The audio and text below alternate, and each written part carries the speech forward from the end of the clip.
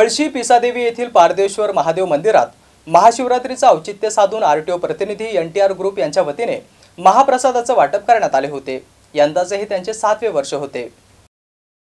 कार्यक्रमावेळी हजारो भाविक भक्तांनी पळशी पिसादेवी येथील पारदेश्वर महादेव मंदिरात दर्शन घेण्यासाठी गर्दी केली होती। पहाटेपासूनच भाविक भक्तांची वर्दळ बघायला मिळाली। पारदेश्वर मंदिर परिसरात गेल्या 7 वर्षांपासून महाशिवरात्रीचे औचित्य साधून आरटीओ प्रतिनिधी एनटीआर ग्रुप यांच्या वतीने महाप्रसाद वाटपाचे आयोजन केले जाते। 8 क्विंटल साबुदाणा खिचडी वाटप त्यांच्या मार्फत करण्यात आली। कार्यक्रमाचे संपूर्ण नियोजन ग्रुपमधील सर्व सदस्यांमार्फत केले जाते। सकाळी 10 वाजल्यापासून तर 6 वाजेपर्यंत महाप्रसाद वाटप सुरू होते।